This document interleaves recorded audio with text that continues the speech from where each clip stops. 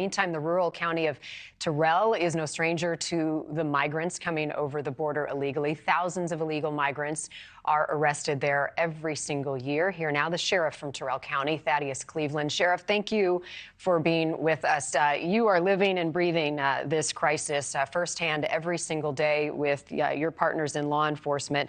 Tell me, first of all, what's working at the border and what's not working in your eyes? Well, to be honest, nothing's working.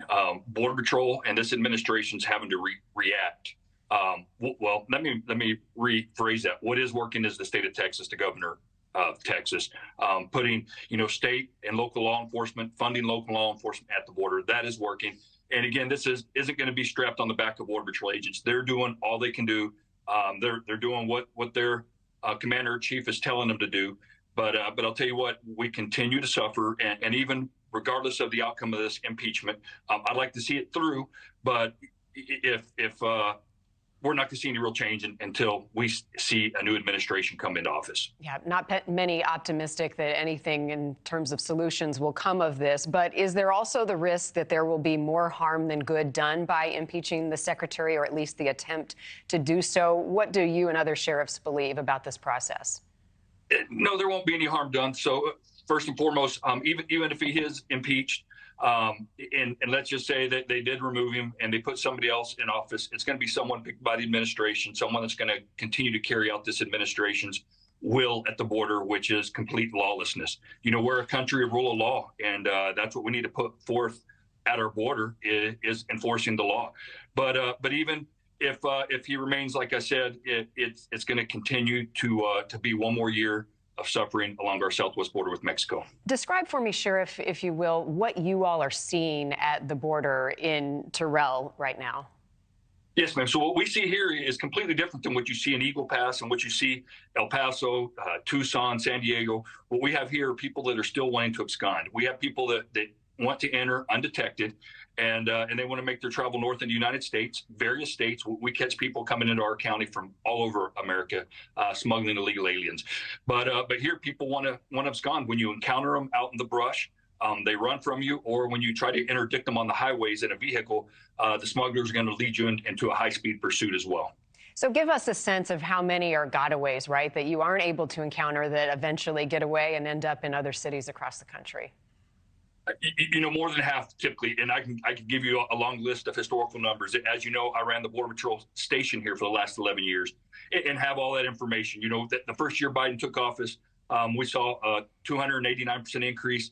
The second year was a 418% increase. We did see a bit of a downfall in those numbers in 2023.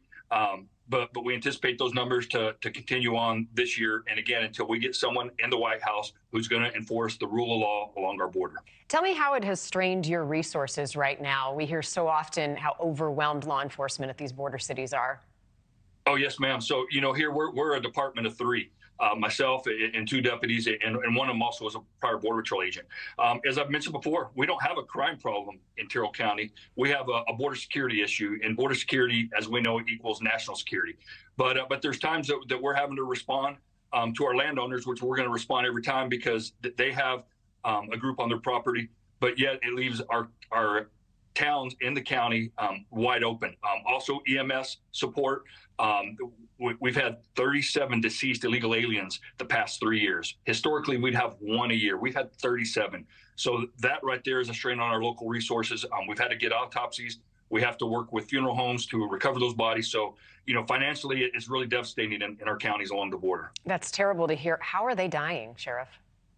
So out here, mainly heat-related injuries. We have had some in the cold weather a few years back, but out here, the vast majority, heat-related injuries. It's just hot. When summer months come on, this portion of the border, this portion of the 2,000-mile stretch border with Mexico is the roughest, the toughest, and most unforgiving portion of the border there is. There have been so many big cities, Chicago one of them, New York as well, and I could go on and on with cities that are now burdened with trying to house migrants who have been either flown there or driven by bus. What is your message to the leaders in these cities about the problem Texas has been dealing with for so long? Welcome to what we've been experiencing for the last 3 years. I think it's a good thing, and I hope the governor continues to do it. Now, I know there's people in those communities that don't support this, but those that are vocal about wanting to help those seeking asylum in our country, here you go, here they are. Welcome to the pain we've been having for the last 3 years. You have spent 26 years as a border agent. You said a department of 3. Have you ever seen it as bad as it is now? Oh, no, ma'am, certainly not. And of course, the 26 years I spent in the U.S. Border Patrol, we had ebbs and flows of increases in activity. But what we did leave this administration was the safest and most secure border there ever was. And with that being said, we're not experiencing a world migration event. This is caused by a single administration. And actually, back in 2019, during the presidential debate, President Biden on September 12th, during an Univision debate, told the world he would welcome asylum seekers. And that's why people are coming. They know they're going to be allowed in the United States of America freely. Unless you're from Mexico, we still send you back to Mexico. Sheriff Thaddeus Cleveland, thank you for your time on this. Appreciate it.